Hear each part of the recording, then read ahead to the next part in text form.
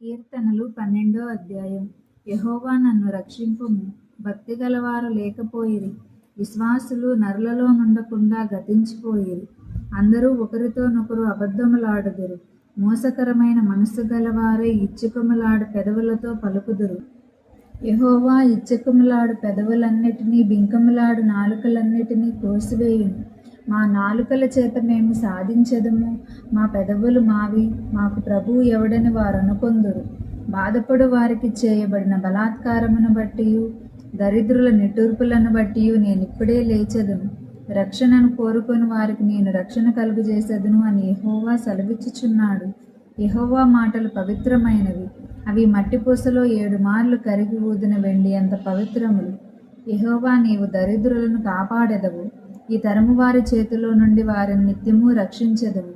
నరులలో నీచవర్తన ప్రబలమైనప్పుడు